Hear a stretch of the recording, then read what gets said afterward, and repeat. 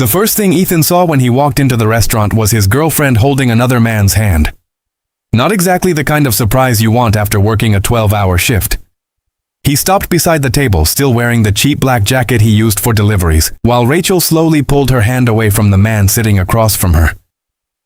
For 3 years, Ethan had believed they were building a future together. Apparently, Rachel had decided to renovate the future without telling him. She looked embarrassed for about 2 seconds. Then she looked annoyed. "Why are you here?" Ethan almost laughed. Why was he there?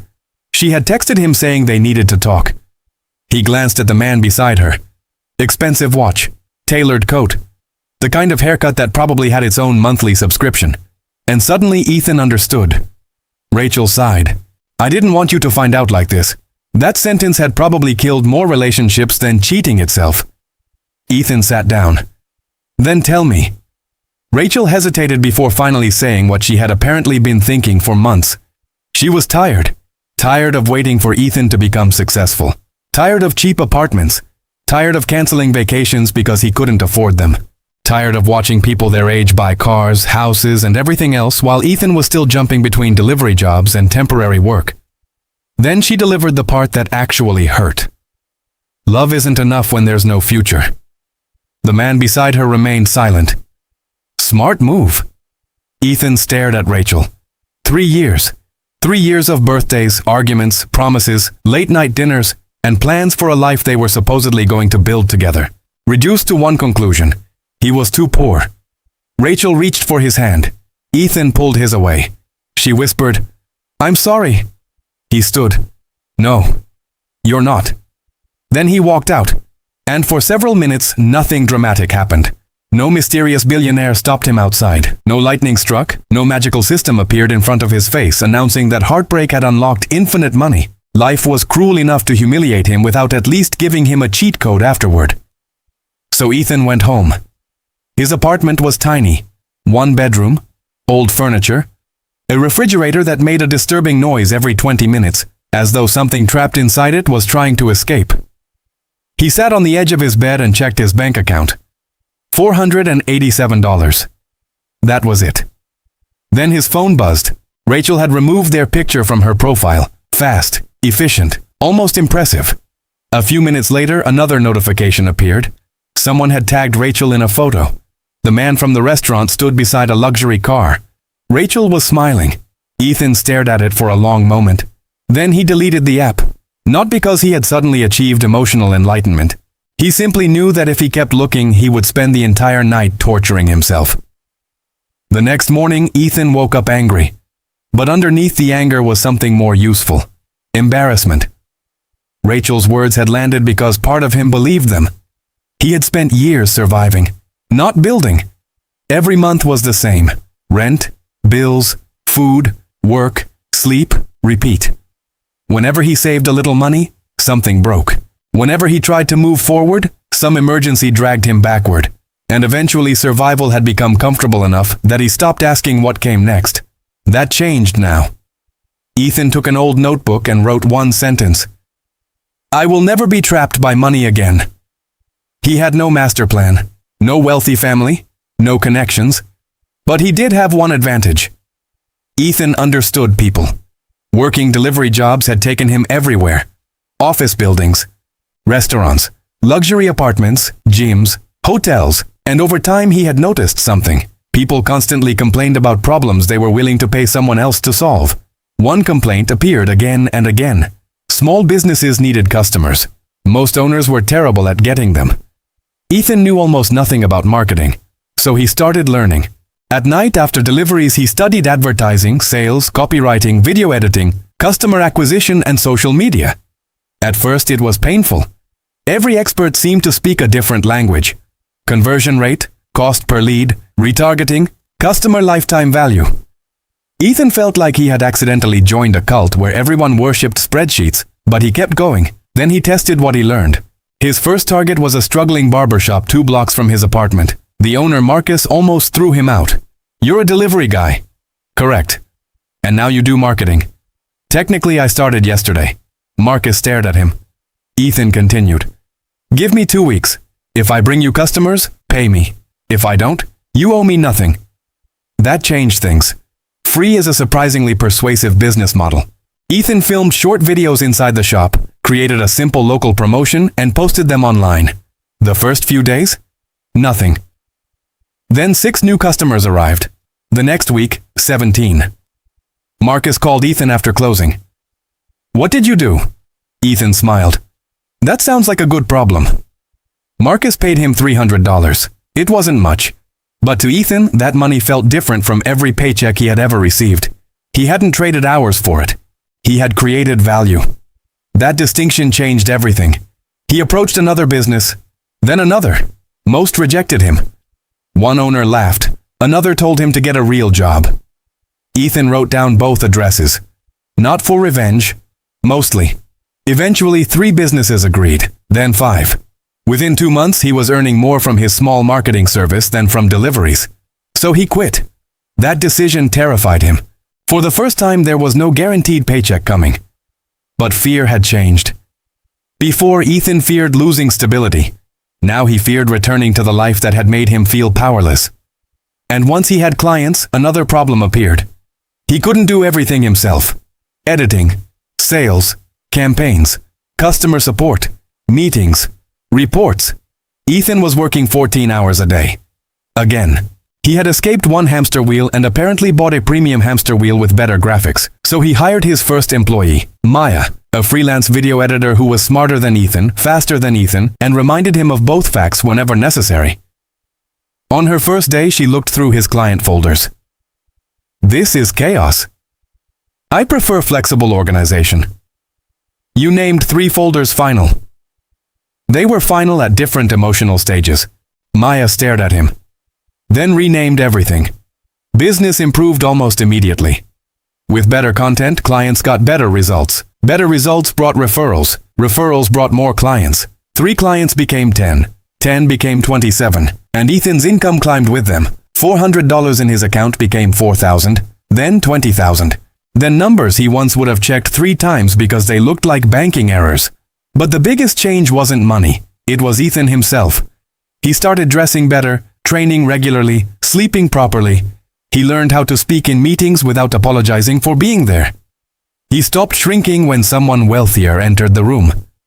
Confidence arrived slowly. Then, all at once. A year after the breakup, Ethan attended a business event with Maya. When he entered, several people immediately recognized him. One restaurant owner shook his hand. Another entrepreneur asked for a meeting. A woman from a fast-growing fashion company introduced herself and said she had been following his work. Ethan had barely finished that conversation when Maya appeared beside him. "This is getting ridiculous." "What? You haven't noticed?" "Noticed what?" She subtly pointed across the room. 3 women were looking in his direction. Ethan frowned. "Maybe there's something behind me." "There is." He turned. "A wall?" "Exactly. They're fascinated by architecture." Ethan rolled his eyes. But Maya was right. Somewhere during the last year, the invisible man Rachel had been embarrassed to introduce as her boyfriend had disappeared. Ethan had become successful. Fit, confident, connected, and attention followed. Not only from women. People who once ignored his messages suddenly remembered he existed. Old acquaintances invited him to parties. Business owners who had rejected him now requested meetings. Even the man who had laughed at Ethan's proposal sent an email asking if his agency had availability. Ethan accepted the meeting, not because he needed the client, because some forms of entertainment are free. Still, Ethan wasn't interested in proving everyone wrong forever. That would mean they still controlled him. His real focus was expansion. His agency had reached a point where small clients were no longer enough. He wanted major brands, and one opportunity could change everything. A national fitness company was searching for a new marketing partner. Winning the account would almost double Ethan's revenue. But there was competition, including one of the largest agencies in the city. Their director, Julian Cross, had money, connections, and the relaxed confidence of someone who had never heard the word overdraft. During the final pitch, Julian looked at Ethan's young team and smiled. Impressive growth. The compliment sounded friendly. It wasn't. Though managing local businesses and managing a national brand are very different things. Ethan understood the message. "You're too small." A year earlier that might have rattled him. Now, he smiled. "You're right." Julian seemed surprised. Ethan continued. That's why we built our proposal around what your agency can't offer. The room went quiet. Ethan presented data from dozens of campaigns. He showed how his team could test content faster, identify winning advertisements earlier, and move budgets without wading through layers of approval. Then Maya revealed the final piece. Their projected acquisition cost was significantly lower. Julian stopped smiling. 3 days later, Ethan received the call. They won. His team exploded. Someone opened champagne. Maya nearly knocked over a laptop while celebrating, which would have been the most expensive victory dance in company history. Ethan stood in the middle of the office watching everyone cheer. A strange thought hit him. The apartment, the noisy refrigerator, $487. Rachel telling him there was no future. Now 40 people depended on the company he had built. And this wasn't even the top. It was the beginning of something bigger. Over the next 2 years, Ethan's agency expanded into multiple cities. Revenue multiplied. He invested his profits instead of immediately trying to look rich. That decision made him wealthier. Then his investments began generating their own income. Eventually, Ethan bought a penthouse overlooking the city. The first night there, he stood beside the huge windows and laughed quietly. Not because the place was extravagant, but because his old apartment could probably fit inside the living room, including the haunted refrigerator. Yet the strangest consequence of his transformation appeared in his personal life. Ethan had become extremely desirable. Successful women invited him to dinners. Influencers followed him. Entrepreneurs introduced their friends. His inbox became a dangerous environment. Maya found the entire situation hilarious. You wanted financial freedom. I did. You forgot to read the side effects. What side effects? She held up his phone. Apparently becoming wealthy and attractive causes notifications. But Ethan had changed in another way. Attention no longer impressed him easily. He had spent years feeling unwanted because he lacked money. Now he knew how quickly admiration could appear when circumstances changed. So he became careful. He dated occasionally but never rushed, until a charity event brought the past back into the room. Ethan was speaking with several investors when he noticed a woman across the hall staring at him. Rachel. For a second, neither moved. She looked almost the same. Almost. Then Ethan noticed the man beside her. Not the wealthy guy from the restaurant. Someone else. Rachel eventually walked over. Ethan. He smiled politely. Hey. Her eyes moved over him. The suit, the watch, the people surrounding him. You look different. There were at least 15 possible answers. Maya, who was standing nearby, probably had 40. Ethan chose mercy. It's been a while, Rachel laughed nervously. I heard about your company. News travels. She congratulated him. Then they exchanged the kind of conversation two people have when both remember far more than they are saying. Finally, Rachel asked if he wanted coffee sometime. Ethan paused. And there it was. The moment a younger version of him had imagined countless times. Rachel coming back. Rachel seeing what she lost. Rachel realizing she had underestimated him. He should have felt victorious. Instead, he felt almost nothing.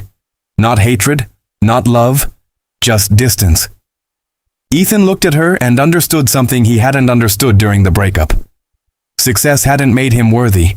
He had been worthy before. Success had simply given him enough confidence to stop asking other people for permission to believe it. He smiled. I don't think that's a good idea. Rachel's expression changed. Because of what happened. Partly. She looked down. I was immature. Maybe. I made a mistake. Ethan nodded. I believe you. That surprised her. Then he added, but forgiving a mistake doesn't mean repeating the relationship. For a moment, Rachel had nothing to say.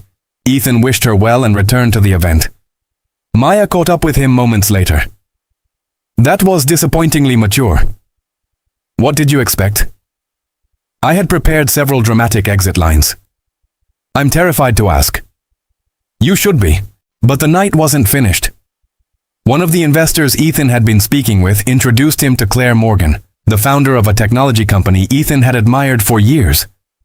Claire was sharp, funny, and completely uninterested in being impressed by money. Within 5 minutes, she challenged one of Ethan's business assumptions. Within 10, they were arguing about it. Within 20, both were laughing. Maya watched from across the room. Later, she approached Ethan.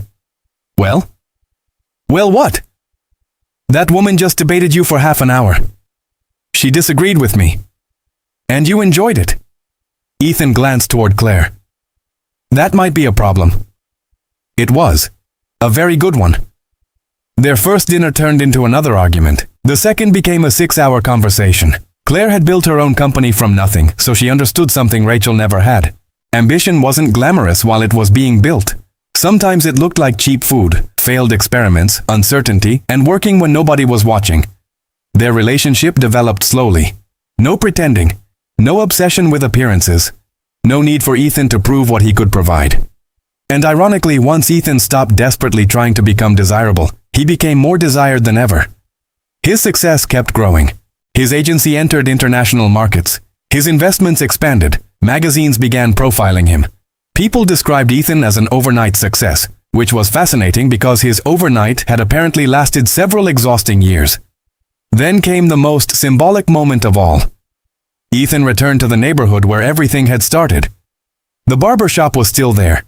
Marcus was still working. Only now the place was twice the size. When Ethan walked inside, Marcus recognized him instantly. Well, look who remembered the peasants. Ethan laughed. I came to see if my first client finally learned marketing. Nope. That's why I still pay your company. They sat together and talked. Marcus remembered the nervous delivery driver who had walked in offering 2 weeks of free work.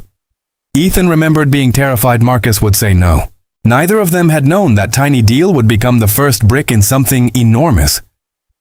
Before leaving, Ethan stopped outside his old apartment building. For a moment he could almost see himself through the window upstairs. Broke, heartbroken, angry, convinced his life had collapsed.